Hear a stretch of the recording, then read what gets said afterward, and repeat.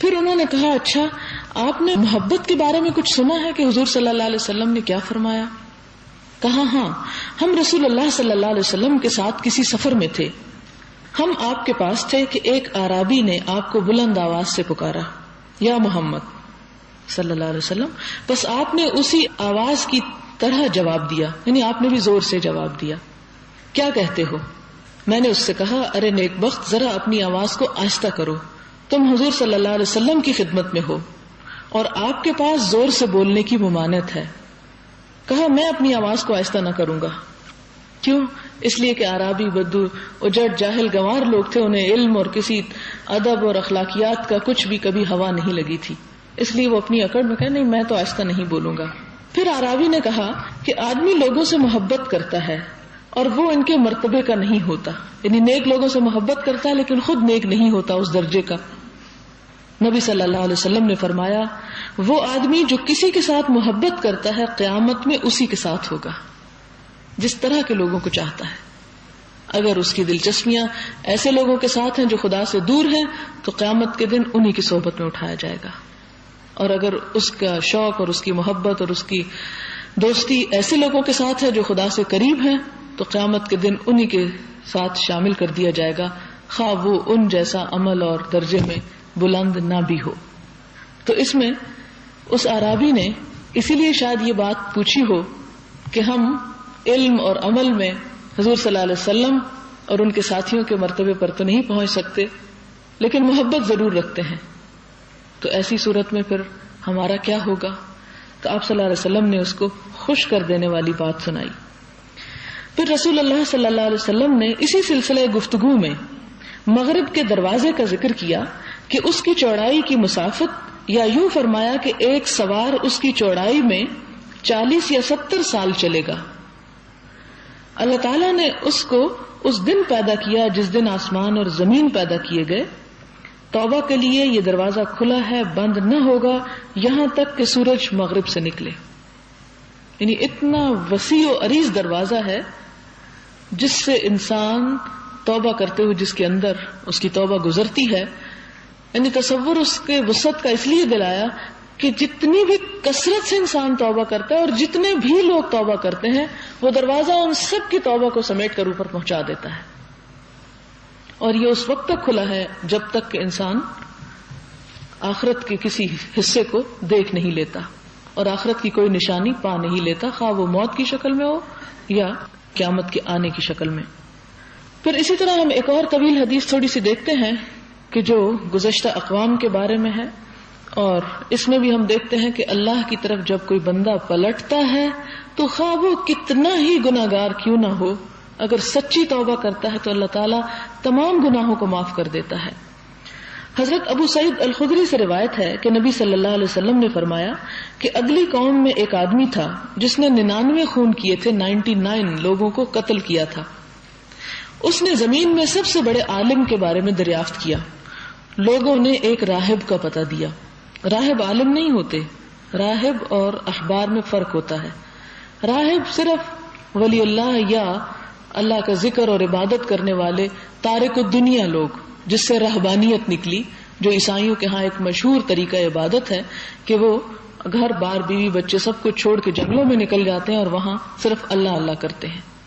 اور اس کے مقابلے میں عالم یا احبار، قرآن پاک میں ایک ٹرم استعمال ہوتی ہے، وہ ان لوگوں کے لیے کہ جو بہت عبادت یا ذکر تو نہیں کرتے لیکن اللہ کے دین کے لیے زیادہ علم اور سمجھ بوجھ رکھتے ہیں۔ اس نے کسی عالم کا پوچھا، لوگوں نے اسے راہب کا بتا دیا۔ اب دیکھیں کہ راہب کا جو جواب ہوگا وہ اس شخص کو مایوس کر دے گا، آگے حدیث میں ہم پڑھتے ہیں۔ یہاں سے ہمیں ایک بات یہ پتہ چلی کہ جس طرح ایک اور حدیث سے ہی ہمیں اس کا علم ہوتا ہے کہ ایک عالم 70 عابدوں پر بھاری ہوتا ہے، یعنی 70 لوگ اگر دن رات عبادت میں لگے ہوئے ہیں اور ایک شخص علم کے حصول میں لگا ہوا ہے، سیکھنے سکھانے میں مصروف ہے، تو اس کا درجہ ان 70 عبادت گزاروں سے بڑھ کر ہے۔ اور اسی طرح ایک اور جگہ پر آتا ہے کہ ایک عالم جو ہے اس کی حیثیت چاند کی سی ہے آسمان کے ستاروں کے مقابلے میں۔ چاند کی جتنی روشنی ہوتی ہے وہ چھوٹے چھوٹے ستاروں کی، اگرچہ وہ ان گنت ہوتے ہیں، وہ مل کر بھی اتنی روشنی نہیں بناتے، آپ نے دیکھا ہوگا کہ جب چاند نہیں ہوتا ستارے زیادہ چمک کر نظر آتے ہیں، لیکن ان کی چمک زمین پر کوئی خاص روشنی پیدا نہیں کرتی. یعنی اگر ان کو اکٹھا کر دیا جائے، اب تو سب کی روشنی رہی ہے زمین پر، مگر بے شمار وسعتوں میں پھیلے ہوئے ہیں، الگ الگ ہیں، بکھرے ہوئے ہیں، اور ہر ایک کی روشنی آ رہی ہے، اور وہ ساری روشنی مل کر بھی چاند کے برابر نہیں پہنچتی. اور اس کے مقابلے میں چاند کا حجم دیکھنے میں ان سب کے مقابلے میں، ان کو اکٹھا کر کے جو سائز بنتا ہے اس کے مقابلے میں بہت کم بنتا ہے، لیکن اس کے اندر اتنی قوت ہوتی ہے اس روشنی میں کہ دنیا بھر کو روشن کر دیتا ہے. تو اسی طرح ایک عالم جب اپنے علم میں رسوخ حاصل کرتا ہے تو اس کی چمک سے بہت دنیا فائدہ اٹھاتی ہے. لیکن عبادت گزار ہزاروں ہی کیوں نہ ہوں، وہ اپنی اپنی جگہ پر صرف اپنی ذات کو فائدہ پہنچاتے ہیں. وہ ایک چمکتا ہوا ستارہ تو ہو سکتے ہیں، لیکن دوسروں سے ان کو فیض نہیں پہنچتا زیادہ. اگرچہ کچھ ستاروں سے وہ رہنمائی تو حاصل ہوتی ہے، ان کے کچھ ایسے کام ہوتے ہیں، لیکن بہرحال علم اور عبادت کا فرق یوں سمجھایا گیا. اب یہاں پر راہب کا بتایا گیا تو وہ شخص اس کے پاس آیا اور کہا کہ میں نے 99 خون کیے ہیں، کیا میری توبہ بھی قبول ہو سکتی ہے؟ اس نے کہا نہیں ہو سکتی، تو نے اتنے گناہ کیے، تجھے کون معاف کرے گا؟ اس نے اس راہب کو بھی قتل کر دیا مایوسی کے عالم میں. جب معاف ہی نہیں ہونا تو پھر ایک اور مار دو جس نے اور میرا دل دکھایا. تو یوں 100 پورے ہو گئے. پھر اس کے بعد پھر ندامت ہوئی تو زمین کے سب سے زیادہ جاننے والے انسان کے بارے میں دریافت کیا کہ مجھے راہب نہیں کسی عالم کا پتہ دو. لوگوں نے ایک عالم کا پتہ دیا. اب یہاں پر آپ دیکھیں کہ توبہ کی قبولیت میں جو چیز سبب بننے لگی ہے وہ دل کی بے چینی ہے، اور توبہ کا شوق ہے، توبہ کی خواہش ہے، اور گناہوں کا بوجھ محسوس ہو رہا ہے کہ میں اسے اتار پھینکوں، کوئی مجھے رستہ دکھائے کہ کیا میرے ساتھ بھی کوئی رحمت کا معاملہ ہو سکتا ہے. لہٰذا آپ وہ پھر کسی کے بارے میں پوچھتا ہے تو اسے بتایا جاتا ہے کہ ہاں فلاں زمین پر ایک شخص ہے کہ جو دنیا کا سب سے بڑا عالم ہے. وہ شخص وہاں جاتا ہے اور کہتا ہے کہ میں نے 100 آدمی قتل کیے ہیں، کیا میری بخشش ہو سکتی ہے؟ اس نے کہا ہاں ہو سکتی ہے. کون سی چیز تمہارے اور توبہ کے درمیان حائل ہے؟ تم فلاں زمین کی طرف جاؤ، وہاں کچھ لوگ اللہ کی عبادت کرتے ہیں، تم بھی ان کے ساتھ اللہ کی عبادت کرو، اور پھر اس زمین کی طرف ارادہ نہ کرنا کیونکہ یہ جگہ تمہارے لیے بری ہو گئی ہے. بری کس طرح ہوگی؟ یہ نہیں کہ زمین بری ہے، لوگ اس کے رہنے والے برے ہیں. کیونکہ جب تم اس صحبت میں رہتے ہو، ایسے لوگوں میں رہتے ہو جو غلط کام کرتے ہیں، تو اس کا نتیجہ کیا نکلتا ہے؟ تم بھی اسی زد میں آ جاتے ہو. اسی لیے حضور صلی اللہ علیہ وسلم فرمایا نا کہ انسان اپنے دوست کے دین پر ہوتا ہے. لہٰذا انسان اگر اپنے دین کا حال دیکھنا چاہتا ہے تو وہ یہ دیکھے کہ اس کی دوستی کس سے ہے. یعنی جس طرح کا دوستوں کا دین ہوگا ویسا ہی اس کا اپنا دین ہوگا. تو یہاں بھی وہ عالم شخص اس کو ایک مشورہ دیتا ہے کہ جو چیز تمہاری توبہ میں حائل ہے وہ تمہارے یہ غلط کام ہے، ان غلط کاموں کو چھوڑنے کے لیے تم ہجرت کر جاؤ، یہ جگہ چھوڑ دو اور پھر وہاں چلے جاؤ جہاں نیک لوگ رہتے ہیں، کیونکہ نیک لوگوں کی صحبت تمہیں نیکی کی توفیق دے گی. وہ شخص روانہ ہوتا ہے، آدھا راستہ طے ہوا تھا کہ موت کا پیغام آ گیا. رحمت کے فرشتے اور عذاب کے فرشتے جھگڑنے لگے. رحمت کے فرشتے نے کہا کہ یہ تائب ہو کر اور اپنے دل کو خدا کی طرف متوجہ کرتے ہوئے آیا ہے. عذاب کے فرشتے نے کہا کہ اس نے کبھی کوئی نیک عمل کیا ہی نہیں. اسی وقت ایک فرشتہ آدمی کی صورت میں آیا تو انہوں نے اس کو اپنے درمیان فیصلہ کرنے والا بنایا. یعنی اب جان نکالنے کے وقت جیسا کہ آپ جانتے ہیں کہ انسان کے پاس اسی قسم کے فرشتے آتے ہیں جس طرح کی انسان کی حالت ہوتی ہے. اگر نیکی کی ہے تو اچھے خوش شکل فرشتے، اور اگر برائیوں میں دھنسا ہوا ہے تو اسی طرح کے استقبال کرنے والے. یہاں آپ دونوں آ جاتے ہیں، نیکی کے جھگڑتے ہیں کہ یہ ہمارا بندہ، اس کی روح ہم لے کے جائیں گے کیونکہ اس نے توبہ کر لی اور نیکی کے ارادے سے اب ایک اچھی زمین کی طرف جا رہا ہے، اس میں نیت کا بھی دخل ہے. اور دوسرے کہتے ہیں کہ نہیں، اس نے تو ابھی کوئی اچھا کام ہی نہیں کیا، اس لیے صرف زبانی توبہ کر لینے سے کیا بنتا ہے. تیسرے شخص کو جس کو انہوں نے فیصلہ کرنے والا بنایا، اس نے کہا دونوں زمینوں کو ناپو، کون سی زمین اس کے قریب ہے. انہوں نے ناپا تو اس زمین کو زیادہ قریب پایا جس کی طرف وہ جا رہا تھا، یعنی نیکی کا ارادہ کر رہا تھا. اس کا فاصلہ کم رہ گیا تھا. تو رحمت کے فرشتے نے روح قبض کر لی. یہ بخاری اور مسلم کی روایت ہے. اس لیے کہ برائی اور اس کے درمیان فاصلہ زیادہ ہو چکا تھا، اور نیکی کے درمیان اور اس کے یعنی نیک زمین یا نیک کام کرنے کا جہاں اس نے ارادہ کیا تھا وہ جگہ کم تھی۔ ایک اور صحیح روایت میں آتا ہے کہ اس نیک بستی کے قریب ایک بالشت سے زیادہ تھا تو اس کے رہنے والوں میں شمار کیا گیا۔ ایک اور صحیح روایت میں ہے کہ اللہ تعالیٰ نے اس زمین کو جہاں سے آیا تھا حکم دیا کہ دور ہو جا، اور اس زمین کو جہاں جا رہا تھا حکم دیا کہ قریب ہو جا، اور کہا دونوں زمینوں کو ناپو۔ جب ناپا گیا تو اس زمین کو ایک بالشت قریب پایا، بس اس کو بخش دیا گیا۔ اور ایک اور روایت میں آتا ہے کہ آدمی نے اپنے کو گھسیٹ کے اس زمین کے قریب کر لیا۔ مراد یہ ہے کہ اس کی یہ کوشش اور مرتے دم تک پھر اس کا یہ تڑپ اور جذبہ اور جوش رہا کہ میں ادھر چاہے رینگ کر بھی اور ناک کے بل بھی کیوں نہ پہنچ جاؤں کسی طرح۔ تو وہ جان کنی کے عالم میں بھی ہو سکتا ہے کہ اس توبہ کے جذبے اور شوق کے ساتھ اس جگہ کی طرف ان لوگوں کی طرف بڑھ رہا ہو جو اللہ کے پسندیدہ بندے تھے۔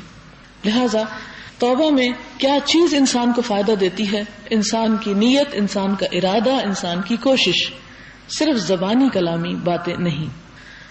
پھر آگے ایک اور طویل حدیث ہے جو جنگ تبوک کے موقع پر 3 لوگوں کا وہ واقعہ کہ جن سے کچھ کوتاہی ہو گئی تھی دین کے معاملے میں، جہاد سے پیچھے رہ گئے، اور پھر اس کے بعد انہوں نے توبہ کرنے کے لیے اپنے آپ کو جس طرح باندھ دیا، اور پھر 50 دن کے بعد کس طرح ان کی توبہ قبول ہونے کا اللہ تعالیٰ نے اعلان کیا۔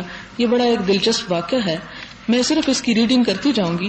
حضرت عبداللہ بن کعب بن مالک سے روایت ہے کہ جب کعب بن مالک نابینا ہو گئے تو یہی بیٹے ان کے ساتھ چلتے تھے، ان کو گھمایا پھرایا کرتے تھے، واک کرایا کرتے تھے۔ تو وہ اپنے باپ سے روایت کرتے ہیں کعب بن مالک سے کہ میں نے کعب بن مالک سے سنا ہے کہ غزوہ تبوک میں رسول اللہ صلی اللہ علیہ وسلم سے پیچھے رہ جانے کا قصہ یوں بیان کرتے ہیں کہ میں کسی غزوے میں کبھی بھی غیر حاضر نہیں رہا سوائے غزوہ تبوک اور غزوہ بدر کے، اور آپ صلی اللہ علیہ وسلم نے غزوہ بدر کی عدم شرکت پر کسی پر عتاب یعنی ناراضگی نہیں فرمائی۔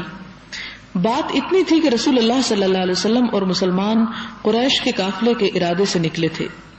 اللہ تعالیٰ نے ان کو اور ان کے دشمنوں کو بغیر کسی وقت مقرر کے جمع کر دیا، اور میں تو رسول اللہ صلی اللہ علیہ وسلم کے ساتھ عقبہ کی رات کی مجلس میں شریک ہوا تھا جبکہ ہم نے اسلام پر عہد کیا تھا، اور میں عقبہ کی اس شرکت پر بدر کی شرکت کو ترجیح نہیں دیتا اگرچہ بدر لوگوں میں زیادہ مشہور ہے۔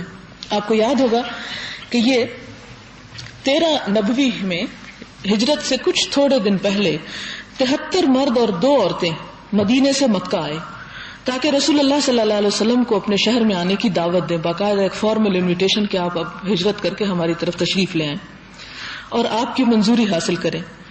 تو انہی کی اس پرجوش اور مخلصانہ دعوت پر آپ صلی اللہ علیہ وسلم نے مدینہ کی طرف ہجرت فرمائی۔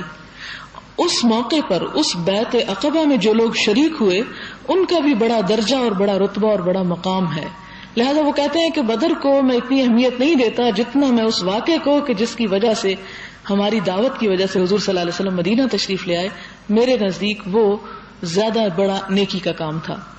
بہرحال میرا قصہ یہ ہے کہ جب میں غزوہ تبوک میں رسول اللہ صلی اللہ علیہ وسلم سے پیچھے رہا اس وقت مجھ میں قوت بھی تھی اور فراغت بھی، خدا کی قسم میرے پاس اکٹھے 2 اونٹ کبھی بھی نہیں ہوئے تھے، لیکن اس غزوے میں میرے پاس ایک چھوڑ 2 سواریاں تھیں، اور رسول اللہ صلی اللہ علیہ وسلم جب کسی غزوہ کا ارادہ کرتے تھے تو کسی اور سمت کے متعلق دریافت فرماتے تھے، لوگ سمجھتے تھے کہ آپ کو اسی کی طرف جانا ہے، دفعتاً آپ دوسری طرف کا رخ فرما لیتے، لیکن اس غزوے میں سمت کو ظاہر کر دیا کیونکہ رسول اللہ صلی اللہ علیہ وسلم نے اس غزوے کی تیاری سخت گرمی میں کی، دور کا سفر تھا، خشک اور سخت مسافت تھی اور دشمنوں کی بڑی تعداد کا مقابلہ، اس لیے اس مہم کا اظہار کر دیا تھا اور ان کو اس سمت کی خبر دے دی تھی تاکہ پورے طور پر تیاری کر لیں۔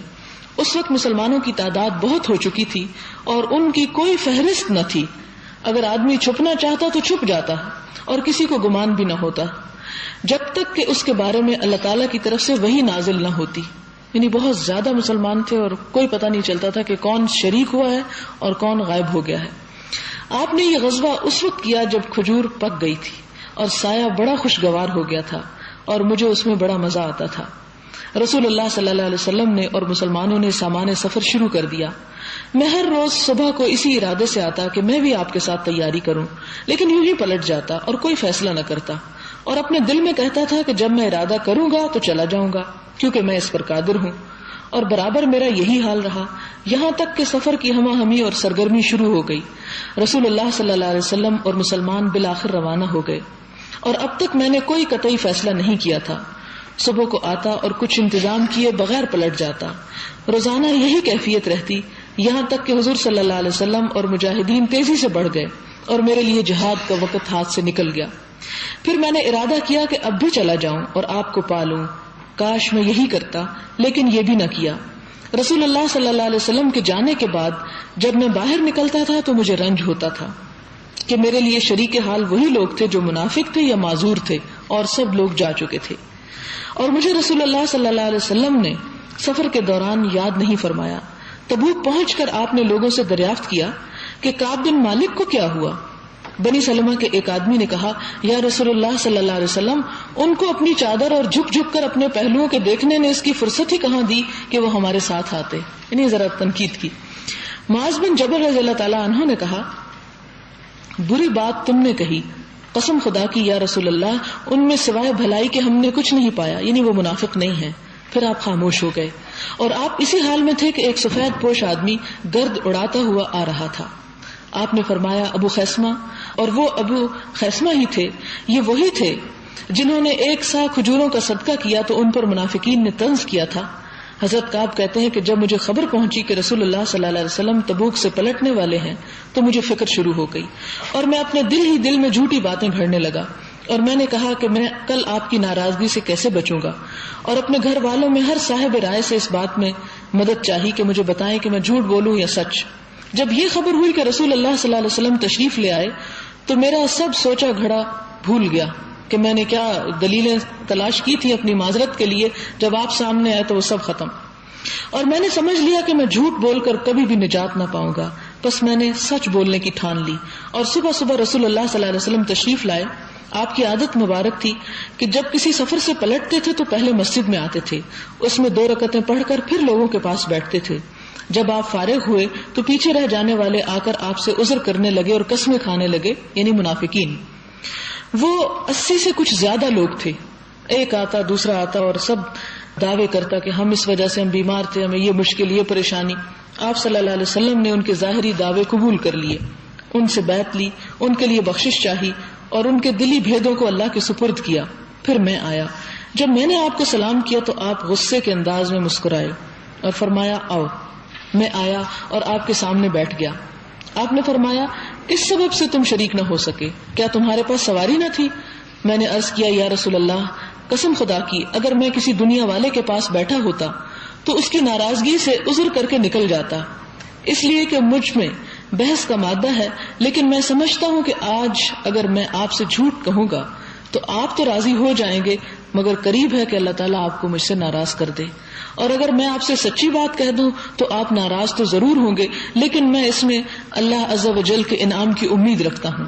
میرے لیے کوئی عذر نہیں تھا، خدا کی قسم میں کبھی اتنا فارغ نہیں تھا جتنا کہ اس موقع پر۔ رسول اللہ صلی اللہ علیہ وسلم نے فرمایا، انہوں نے تو سچی بات کہہ دی، جاؤ یہاں تک کہ اللہ تمہارے حق میں کوئی فیصلہ کرے۔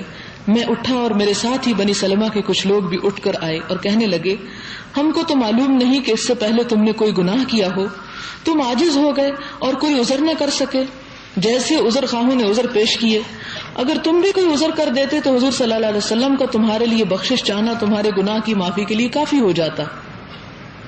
اس طرح وہ برابر ملامت کرتے رہے، یہاں تک کہ میں نے ارادہ کیا کہ رسول اللہ صلی اللہ علیہ وسلم کی طرف پلٹ جاؤں اور جھوٹ بول دوں، یعنی انہوں نے مجھے بہت اکسایا کہ دیکھو اگر تم کچھ تھوڑی بہت جھوٹ بول کے تو آپ کو راضی کر لیتے تو حضور صلی اللہ علیہ وسلم تمہارے لیے معافی مانگ لیتے، استغفار اللہ سے مانگ لیتے تو معافی بھی ہو جاتی، وہ بھی راضی ہو جاتے، خدا بھی راضی ہو جاتا۔ پھر میں نے ان سے کہا کہ میری طرح کوئی اور بھی ہے؟ بولے ہاں 2 آدمی ہیں، انہوں نے بھی وہی کہا جو تم نے کہا، اور ان سے بھی وہی کہا گیا جو تم سے کہا گیا۔ میں نے کہا وہ کون ہیں؟ بولے ایک تو مرارہ بن ربیعہ ہیں اور دوسرے ہلال بن امیہ ہیں۔ اور جب میں نے ان دونوں کا ذکر سنا تو گھر چلا آیا، کیونکہ انہوں نے ایسے 2 نیک آدمیوں کا ذکر کیا جو بدر میں شریک تھے، وہ دونوں میرے لیے اچھا نمونہ تھے۔ اب رسول اللہ صلی اللہ علیہ وسلم نے حکم فرما دیا کہ ہم تینوں سے کوئی بات نہ کرے تو لوگ کنارہ کش ہو گئے، یعنی ہم سے سوشل بائیکاٹ کر دیا گیا، سب کا بولنا چالنا ہم سے بند کر دیا گیا، اور ایسا رخ بدلا گویا کبھی کوئی جان پہچان نہ تھی۔ یہاں آپ دیکھیں کہ لوگ حضور صلی اللہ علیہ وسلم کی کس طرح اطاعت فرمایا کرتے تھے کہ آپ صلی اللہ علیہ وسلم نے اگر لوگوں سے کہہ دیا کہ بات نہیں ہوگی تو لوگ کہیں تنہائی میں بھی جا کے ان سے بات نہیں کرتے تھے، یہاں تک کہ مجھ پر میرا نفس تنگ ہو گیا اور زمین وہ زمین نہ رہی جس کو میں پہچانتا تھا۔ اسی حالت میں ہم پر 50 راتیں گزر گئیں۔ میرے دونوں ساتھی تو اپنے گھروں میں تھک کر بیٹھ گئے اور روتے رہے، لیکن میں جوان آدمی تھا، نکلتا تھا، نماز میں شریک ہوتا تھا، بازاروں میں پھرتا تھا اور ہم سے کوئی بات نہ کرتا تھا۔ میں مسجد میں آتا اور حضور صلی اللہ علیہ وسلم کو سلام کرتا، نماز کے بعد آپ اپنی مجلس میں تشریف رکھتے، میں دل میں کہتا کیا آپ کے ہونٹوں کو جواب دینے میں حرکت ہوئی؟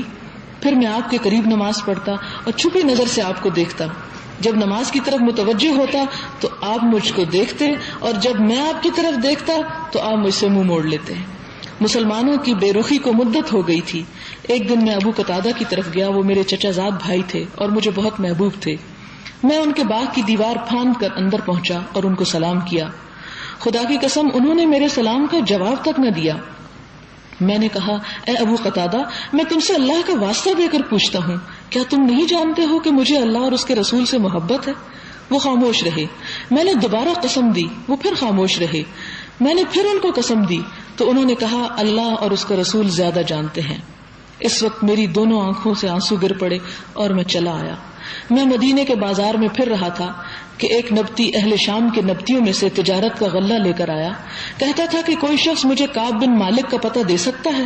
لوگ میری طرف اشارہ کرنے لگے۔ وہ میرے پاس آیا اور غسان کے بادشاہ کا ایک خط دیا۔ میں نے اس کو پڑھا، اس میں لکھا تھا مجھے خبر ملی ہے کہ تمہارے آقا تم سے ناراض ہیں، تم ذلت اور ناقدری کی جگہ رہنے پر مجبور نہیں ہو، تم ہمارے پاس آؤ، ہم تمہاری غمخواری کریں گے۔ جب میں اس کو پڑھ چکا تو میرے رنج کی کوئی حد نہ رہی۔ میں نے کہا یہ اور بھی مصیبت ہے، اور میں نے اس خط کو تنور میں جھونک دیا۔ اسی حالت پر 40 راتیں گزر گئیں، وہی عرصے سے نہیں آئی تھی۔ اچانک رسول اللہ صلی اللہ علیہ وسلم کا ایک قاصد میرے پاس آیا اور کہا رسول اللہ صلی اللہ علیہ وسلم تم کو حکم دیتے ہیں کہ اپنی بیوی سے الگ ہو جاؤ۔ میں نے کہا طلاق دے دوں یا کیا کروں؟ قاصد نے کہا نہیں بلکہ علیحدگی اختیار کرو اور ان کے قریب نہ ہو۔ اسی طرح میرے دونوں ساتھیوں کو حکم پہنچا۔ میں نے اپنی بیوی سے کہا کہ تم اپنے میکے چلی جاؤ اور وہیں رہو جب تک کہ اللہ اس معاملے کا فیصلہ نہ کر دے۔ ہلال ابن امیہ کی بیوی رسول اللہ صلی اللہ علیہ وسلم کے پاس آئیں اور کہا یا رسول اللہ، ابن امیہ بوڑھے آدمی ہیں اور کوئی خادم نہیں، کیا آپ ناپسند کرتے ہیں کہ میں ان کی خدمت کروں؟ آپ نے فرمایا نہیں، لیکن وہ تم سے قریب نہ ہوں۔ انہوں نے کہا خدا کی قسم ان میں کوئی حص و حرکت نہیں، جب سے یہ قصہ ہوا ہے برابر روتے ہی رہتے ہیں۔ مجھ سے میرے بعض گھر والوں نے کہا تم بھی رسول اللہ صلی اللہ علیہ وسلم سے اپنی بیوی کے بارے میں اجازت طلب کرو، جیسے ہلال بن امیہ کی بیوی نے اپنے شوہر کی خدمت کی اجازت لی ہے۔ میں نے کہا میں اجازت نہ مانگوں گا، میں نہیں جانتا کہ آپ کیا جواب دیں گے، اس لیے کہ میں جوان آدمی ہوں۔ قصہ مختصر، اسی حالت پر ہم نے 10 راتیں اور گزار دیں تو پورے 50 راتیں گزر گئیں۔ میں نے 50ویں دن رات کی صبح کو اپنے گھر کی چھت پر نماز پڑھی۔ میں اسی حالت میں بیٹھا تھا جس کا نقشہ اللہ نے کھینچا ہے۔ مجھ پر میرا نفس تنگ ہو گیا تھا اور زمین وسعت کے باوجود مجھ پر تنگ ہو گئی تھی۔ میں نے کوہ صلا سے ایک چیخ سنی، کوئی بلند آواز سے کہہ رہا تھا کعب بن مالک تمہیں بشارت ہو۔ یہ سنتے ہی میں سجدے میں گر پڑا اور میں نے سمجھا کہ مسرت کی گھڑی آ گئی ہے۔ صبح کی نماز پڑھ کر رسول اللہ صلی اللہ علیہ وسلم نے اللہ عز و جل کی طرف سے ہماری توبہ کی قبولیت کا اعلان کیا۔ لوگ ہمیں بشارت دینے لگے، خوشخبری اور مبارک دینے لگے۔ کچھ لوگ میرے دونوں ساتھیوں کی طرف خوشخبری دینے چلے گئے۔ ایک گھوڑا سوار دوڑتا ہوا آیا اور ایک اسلم کے قبیلے کا آدمی پیدل آیا اور پہاڑ پر چڑھا۔ اس کی آواز گھوڑے سے بھی زیادہ تیز تھی۔ جب وہ میرے پاس آیا اور مجھے خوشخبری سنانے لگا تو خوشی میں نے اپنے دونوں کپڑے اتار کر اس کو پہنا دیے۔ خدا کی قسم میں اس وقت انہی 2 کپڑوں کا مالک تھا۔ پھر میں نے 2 کپڑے ادھارے لیے اور ان کو پہن کر رسول اللہ صلی اللہ علیہ وسلم کے پاس جانے کے ارادے سے چلا۔ لوگ مجھ سے جوک در جوک ملتے تھے اور توبہ کی مبارکباد دیتے تھے اور کہتے تھے کہ توبہ کی قبولیت مبارک ہو۔ یہاں تک کہ میں مسجد میں آیا، رسول اللہ صلی اللہ علیہ وسلم بیٹھے تھے اور لوگ آپ کے گرد جمع تھے۔ طلحہ بن عبید اللہ مجھ کو دیکھ کر کھڑے ہو گئے اور بڑھ کر مجھ سے مصافحہ کیا، مبارکباد دی، اور خدا کی قسم مہاجرین میں ان کے سوا کوئی نہیں کھڑا ہوا۔ میں طلحہ کا یہ احسان بھول نہیں سکتا. جب میں نے رسول اللہ صلی اللہ علیہ وسلم کو سلام کیا تو آپ نے فرمایا زندگی کا مبارک ترین دن تم کو مبارک ہو. میں نے کہا یہ آپ کی طرف سے ہے یا اللہ تعالیٰ کی طرف سے؟ فرمایا نہیں بلکہ یہ اللہ کی طرف سے ہے. جب آپ خوش ہوتے تھے تو آپ کا چہرہ مبارک ایسے چمکتا تھا گویا چاند کا ایک ٹکڑا ہے اور ہم اس کو پہچانتے تھے. جب آپ کے پاس بیٹھا تو میں نے کہا یا رسول اللہ میں اس خوشی میں اپنا مال صدقے کے طور پر اللہ اور اس کے رسول کے لیے چھوڑتا ہوں. آپ نے فرمایا کچھ مال اپنے لیے روک لو تو وہ تمہارے لیے بہتر ہے. میں نے کہا خیبر کا حصہ میں نے اپنے لیے رکھ چھوڑا ہے. اور میں نے کہا یا رسول اللہ تعالیٰ نے مجھ کو سچائی کے سبب نجات دی ہے. اب میری توبہ کا یہ نتیجہ ہونا چاہیے کہ جب تک زندہ رہوں سچ ہی بولا کروں. اور خدا کی قسم جب سے میں نے رسول اللہ صلی اللہ علیہ وسلم سے سچ سچ کہہ دیا آج کے دن تک جھوٹ بولنے کا پھر ارادہ بھی نہیں کیا. اور میرے علم میں سچ بولنے میں کسی پر اللہ تعالیٰ نے ایسا فضل نہیں کیا جیسا مجھ پر فرمایا. اور میں امید کرتا ہوں کہ جب تک میں زندہ رہوں گا اللہ تعالیٰ میری حفاظت کرے گا. جو آیت ہم لوگوں کے متعلق نازل ہوئی تھی وہ یہ ہے لقد تاب اللہ علی النبی والمہاجرین والانصار الذین اتبعوہ فی ساعۃ العسرۃ من بعد ما کاد یزیغ قلوب فریق منہم ثم تاب علیہم انہ بہم رؤوف الرحیم. اللہ تعالیٰ نے توجہ فرمائی نبی علیہ السلام پر اور مہاجرین اور انصار پر اور ان لوگوں پر جنہوں نے تنگی کے وقت میں آپ کی پیروی کی. قریب تھا کہ ان میں سے ایک جماعت کے دل پھر جائیں پھر وہ ان پر مہربان ہوا بے شک وہ مہربان ہے رحم والا. اور ان 3 شخصوں پر جو پیچھے رہ گئے یہاں تک کہ زمین باوجود وسعت کے ان پر تنگ ہو گئی اور ان پر ان کا نفس تنگ ہو گیا اور انہوں نے جان لیا کہ نہیں پناہ مگر اللہ کی طرف. پھر وہ ان کی طرف متوجہ ہوا تاکہ وہ توبہ کریں بے شک اللہ توبہ قبول کرنے والا رحمت والا ہے. اے ایمان والو اللہ سے ڈرتے رہو اور سچے لوگوں کے ساتھ رہو. یا ایھا الذین آمنوا اتقوا اللہ وکونوا مع الصادقین. یہ سورۃ توبہ کی 11ویں سپارے کی آیات ہیں. پھر وہ کہتے ہیں خدا کی قسم اسلام کے بعد سب سے بڑا انعام خدا تعالیٰ نے مجھ پر یہ کیا کہ رسول اللہ صلی اللہ علیہ وسلم کے سامنے مجھ سے حق بات کہلوا دی سچ بولنے کی توفیق دی. اگر میں جھوٹ بولتا تو میرا بھی وہی حشر ہوتا جو جھوٹ بولنے والوں کا ہوا. اللہ تعالیٰ نے جھوٹوں کے حق میں بہت ہی سخت وعید فرمائی ہے. ان کے بارے میں سورۃ التوبہ ہی کی آیات ہیں جس کا ترجمہ ہے ان قریب وہ لوگ تم سے اللہ کی قسمیں کھائیں گے جب ان کی طرف پلٹو گے تاکہ ان کو درگزر کرو بس تم ان سے منہ موڑ لو. بے شک وہ ناپاک ہیں ان کا ٹھکانہ دوزخ ہے. یہ ان 80 منافقوں کی طرف اشارہ ہے جنہوں نے جھوٹ بول کر حضور صلی اللہ علیہ وسلم کو تو راضی کر لیا تھا لیکن توبہ نہیں کی اپنے قصور پر. اس کا بدلہ ہے جو انہوں نے کمایا. قسمیں کھائیں گے تمہارے سامنے تاکہ تم راضی ہو جاؤ. اگر تم راضی ہوئے تو اللہ فاسق لوگوں سے راضی نہیں ہوتا. مراد یہ کہ اگر انسان سے کوئی غلطی ہو جائے اور اس پر توبہ کرنے کی بجائے مزید دوسروں کو اور جھوٹ بول کر راضی بھی کر لے تو خدا کے سامنے ایسی حرکت چھپ نہیں سکتی.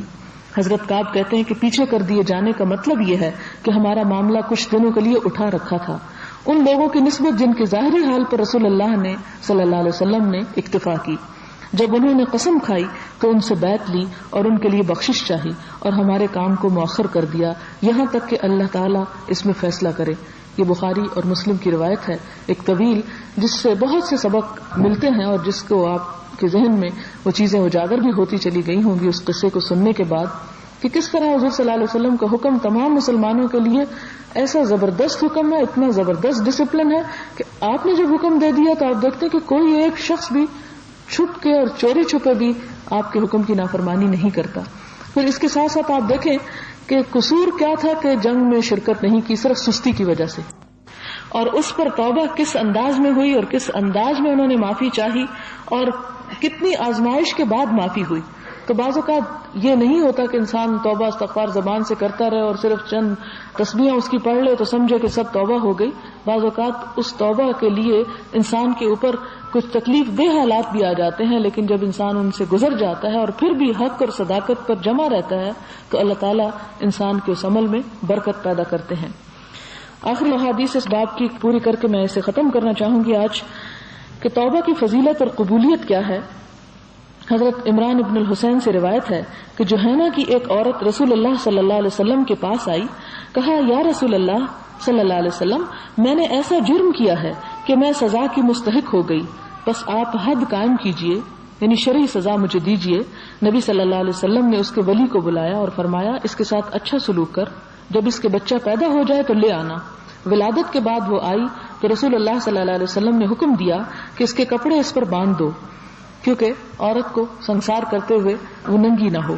پھر اس کو سنسار کرنے کا حکم دیا تو وہ سنسار کر دی گئی. پھر آپ نے اس کے جنازے پر نماز پڑھی. حضرت عمر رضی اللہ تعالیٰ عنہ نے کہا یا رسول اللہ صلی اللہ علیہ وسلم آپ اس پر نماز پڑھتے ہیں، یہ تو گناہگار عورت تھی. آپ صلی اللہ علیہ وسلم نے فرمایا اس نے توبہ کر لی، اگر اس کی توبہ اہل مدینہ کے 70 آدمیوں پر تقسیم کی جائے تو سب کے لیے کافی ہو. ایک اور جگہ پر آتا ہے کہ ساری بستی میں تقسیم کر دی جائے تو سب کی مغفرت کے لیے کافی ہو جائے. تم نے اس سے افضل کسی آدمی کو دیکھا ہے جس نے اپنی جان اللہ کے حضور میں پیش کر دی توبہ کرتے ہوئے، یعنی اللہ سے اپنے گناہ کی معافی چاہتے ہوئے. ایک اور حدیث ہے حضرت ابن عباس اور انس ابن مالک سے روایت ہے کہ رسول اللہ صلی اللہ علیہ وسلم نے فرمایا کہ اگر آدم کے بیٹوں کو سونے کی ایک گھاٹی دی جائے، یعنی ایک جگہ دے دی جائے سونے کی بنی ہوئی، تو وہ چاہیں گے کہ 2 گھاٹیاں اور مل جائیں اور ان کے منہ کو سوائے مٹی کے اور کوئی چیز نہیں بھر سکتی، یعنی قبر کی مٹی. اور جو شخص توبہ کرے تو اللہ تعالیٰ اس کی توبہ قبول کرتا ہے. مراد یہ ہے کہ دنیا کا سامان اور دنیا کی زینت اور دنیا جو ہے وہ انسان کو جتنی بھی مل جائے وہ کم ہے اس کے لیے، اور اس کی حرص کبھی ختم نہیں ہو سکتی. اس کے مقابلے میں اگر انسان توبہ کر لیتا ہے تو توبہ انسان کے لیے ان دنیا کی تمام نعمتوں اور دولتوں سے بڑھ کر دولت ہے جس کو اس توبہ کی توفیق ہو جائے. حضرت ابو ہریرہ سے روایت ہے کہ رسول اللہ صلی اللہ علیہ وسلم نے فرمایا کہ اللہ تعالیٰ ایسے 2 آدمیوں پر ہنستا ہے، یعنی خوش ہوتا ہے کہ ایک دوسرے کو قتل کر دیں اور دونوں جنت میں داخل ہوں. یہ کیسے؟ ایک اللہ کے راستے میں جنگ کرتا ہے اور شہید ہو جاتا ہے، پھر دوسرا اسلام لاتا ہے اور اللہ کے سامنے قتل سے توبہ کرتا ہے، پھر وہ بھی شہید ہو جاتا ہے. تو ایسے 2 لوگ اللہ کی نظر میں بہت ہی پیارے لوگ ہیں جو گناہ کے بعد توبہ کر کے اچھے کام کے ذریعے اپنے رب کو راضی کر لیتے ہیں. اللہ تعالیٰ سے دعا ہے کہ ہمیں عمل کی توفیق دے، سچے دل سے توبہ کرنے کی توفیق دے، اور واقعی ہم اس کی طرف ایسے رجوع کرنے والے ہوں کہ اس کی رحمتیں ہم سب پر برسیں. وآخر دعوانا ان الحمد للہ رب العالمین. سبحانک اللہم وبحمدک، نشہد ان لا الہ الا انت، نستغفرک ونتوب الیک. والسلام علیکم ورحمۃ اللہ وبرکاتہ.